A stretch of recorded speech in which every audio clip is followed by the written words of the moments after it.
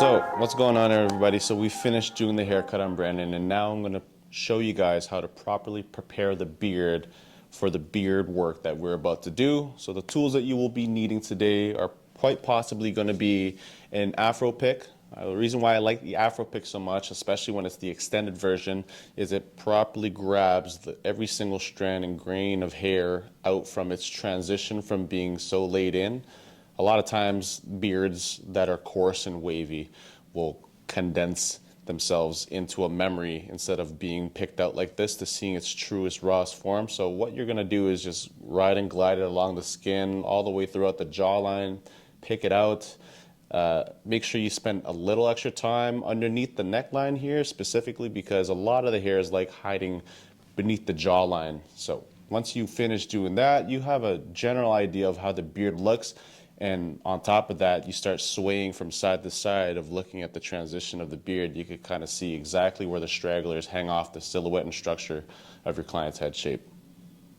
So already off the bat, I could see a lot of overgrowth has happened towards the chin area around here and also around here as well. So the best beard shape that would be best suited for Brandon's head shape specifically would be something that will look more square, a little bit more tighter profile towards the chin area and also along the bottom as well to give it that equalness throughout the whole entire haircut once we finish this all. So from here, afterwards, when we finish picking this all out, best thing to do for this specific style beard would be freehanding with clippers.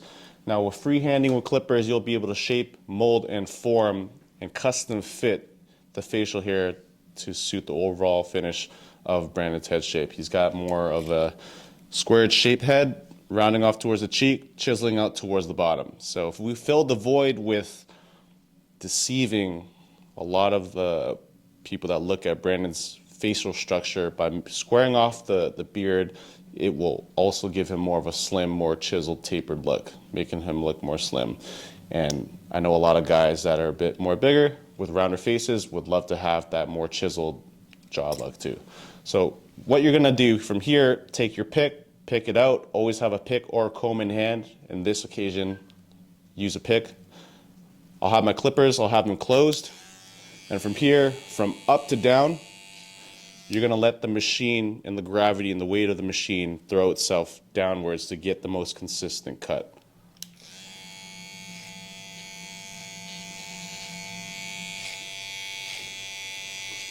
And I prefer using two hands just so you can have more control of the machine.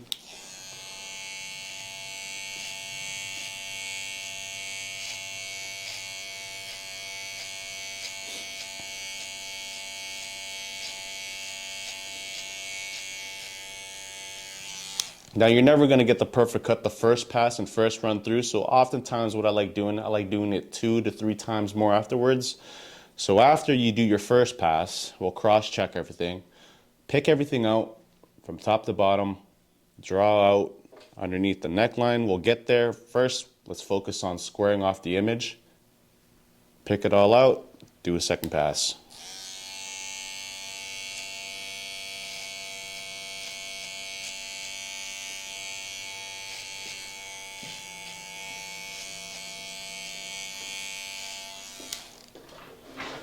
When moving your machine around, I would always recommend just being as fluid as possible. The machine's going to drop from the gravity, just let it drop. Never should you hesitate. Once you hesitate, you might have little jagged edges throughout the whole entire beard structure, and that's something you don't want. So from top to bottom, just one single pass. 100% of the times, you're going to get a super, super clean pass, and it's going to be super straight. Second pass is finished, we'll pick it out one last time. You'll start to see little hairs that are really, really stubborn, always condense themselves into the structure of the beard. So be mindful, this last pass, 3rd time's a charm, will do it for us.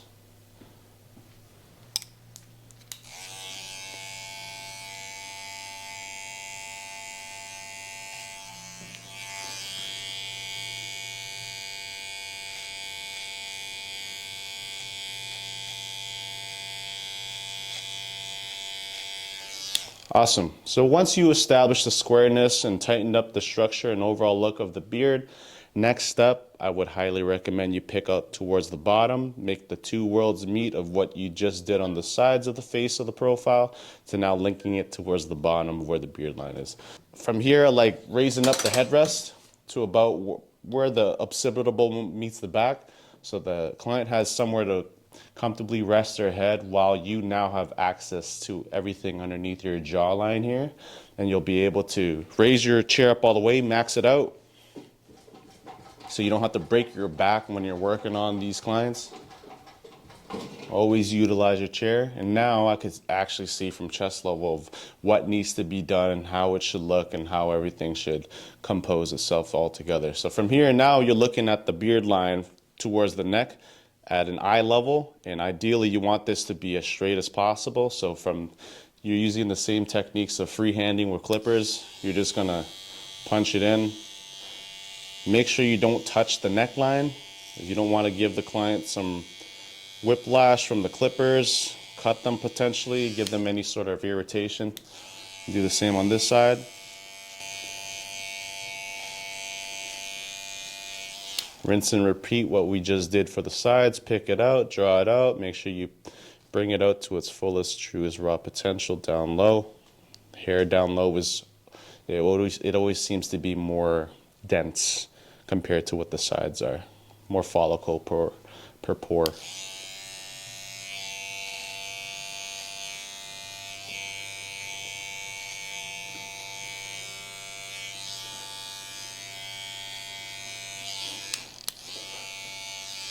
Sweet. So I'm pretty happy with how everything turned out. We got it pretty dialed into what the beard structure should look like to accentuate and accent Brandon's head shape and face shape.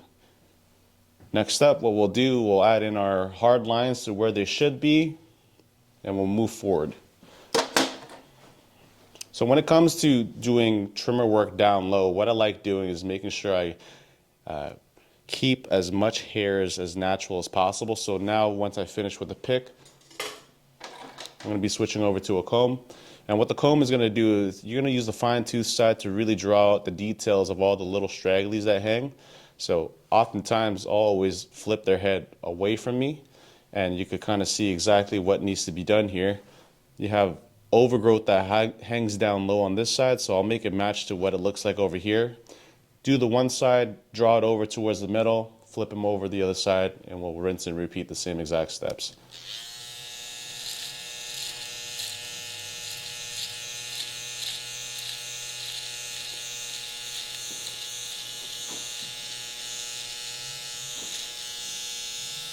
Draw it out with your comb. That's going to be super, super important. Choosing the beard line down low is going to be super exponential towards what the overall finish looks like. You could either have the guideline higher, you could have it midway, you could have it even lower. Oftentimes having it somewhere in that sweet spot in between from it being low to midway is always going to be very, very nice, just to accentuate how chiseled the jawline looks, and also gives you a solid foundation for the rest of the hairs of the beard to sit down on.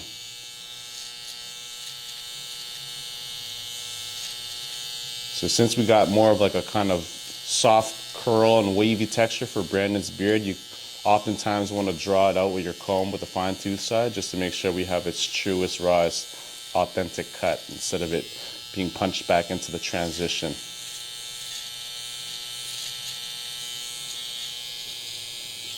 Once you establish the line all the way through and across, now you go up with the grain, get rid of any excess that should not be there. Rinse and repeat. Cross-check your work, draw it out, fine-tune it.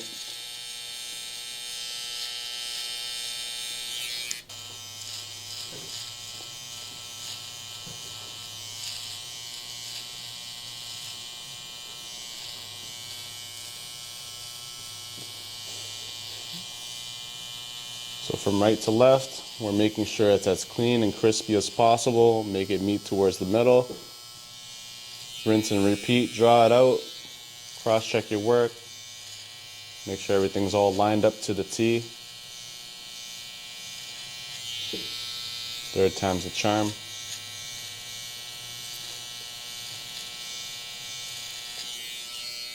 Get rid of any excess hairs that are laying in the transitions below. So now you're going to make sure that the work all lines up with the other side as well. So the best way you could possibly get a reference point of how this looks, one, you can stand in front of the client, but my favorite way, have them face the mirror. I'll drop this down a tad bit, and I'll get the client to lay their head back. From here, we'll be able to see if both sides meet up, and you can make any micro incremental changes that you need to make in order for the beard to be consistent. So from here, draw it out with your comb, reline it to where the hairs will look symmetrically same enough for you to be happy with.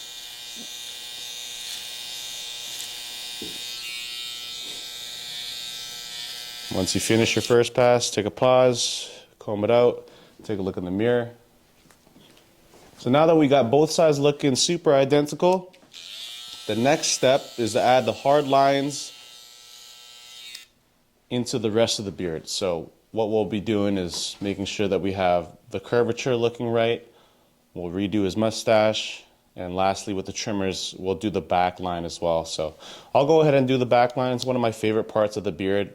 You got to make sure it's as natural and crispy as possible, not biting into the transition, not carving it into what the overall beard is.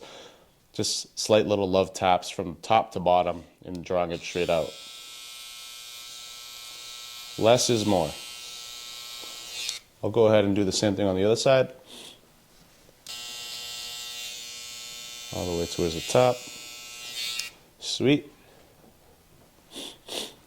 Mustache. I like using the comb and trimmer combo to get rid of any excess hairs. Also do it with your clipper and guard as well. So I'll demo both things for you. So on the one side, here we go. What I like doing is going straight in, punching it out, pivoting on towards the back side of the comb. Take off the hairs that are absolutely necessarily needed in order to give you more of a defined tapered look finish. Now if you wanted to do that with your clippers, so since Brandon's hair is a bit more light, you could suffice using a shorter guard with the grain movement. So I'll take my 0.5 guard and I'll have it open. And same thing, from top to bottom, I just compress it. If you don't see any hairs flying away and coming down, then from here I'll make my little micro adjustment. I'll close this about halfway. Do the same thing. So what usually happens when you do with the grain on a mustache is you condense the hairs that are long and you give the mustache a more tighter profile. Now if you go against the grain with the clipper and the guard system, what ends up happening is you'll get more of an even cut, yes, but at the same time you might not be able to achieve the higher mustache points like the upper lip in order for it to fit.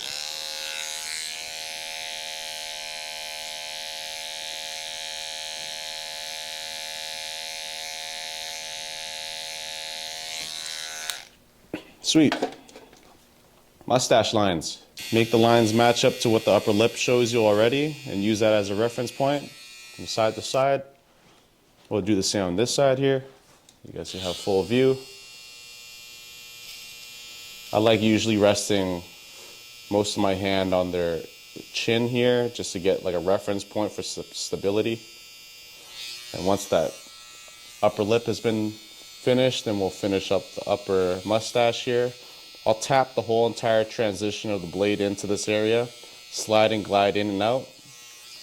Do the same on this side.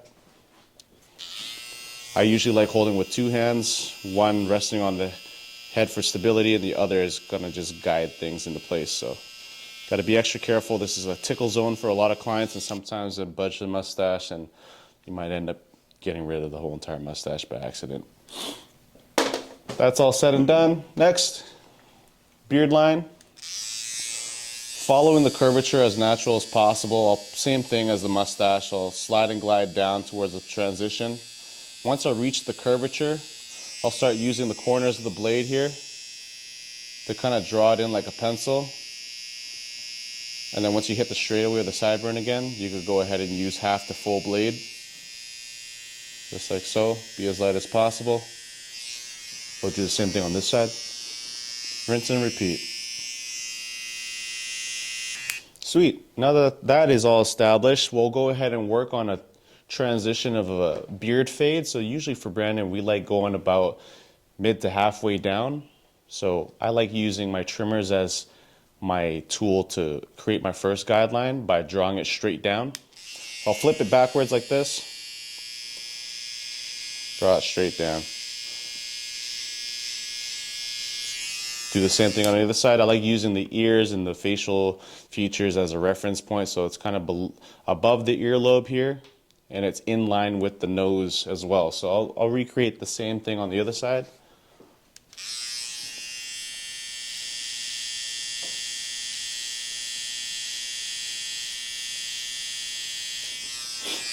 Sweet, that's all done. Next, we'll start blending this portion into the overall finish of the beard. So I'll oftentimes start off with my 1/2. I'll get rid of any weight lines that persist here. So what weight lines are essentially, you could kind of see where like these little dark patches are. Start training your eyes to see this in order to get a more gradient smooth blend. So for safety and for measures, we'll go on top and compress this area.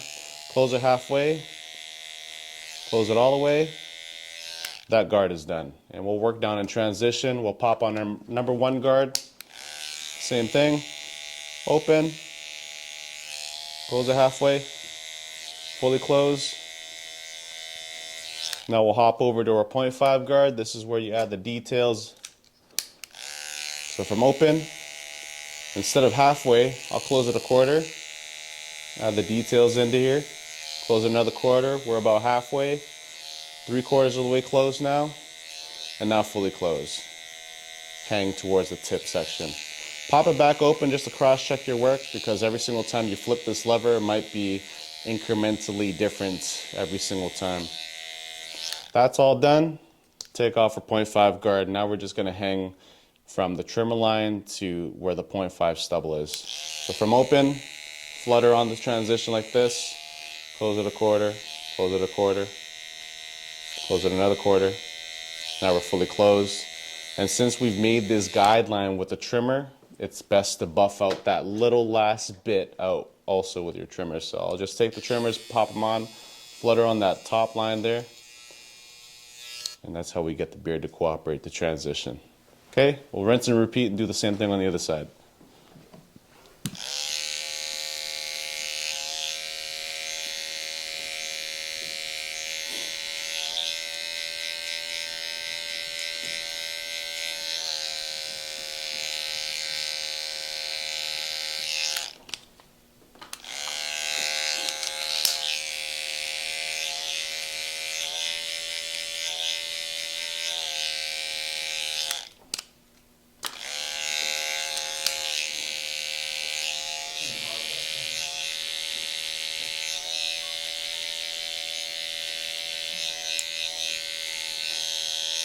Finish off with our foil shaver down low. I like doing side to side movements to catch every single grain, matching the line and how straight the beard is down low, and then afterwards I'll follow up with clockwise and counterclockwise motions to catch every single grain in underneath the neckline here. Underneath the neckline is super notorious for having hairs that grow into different directions, so it's super wise that you follow the grain, and the best way you could possibly do that is going clockwise and counterclockwise to catch every single grain of hair. Side to side movements too.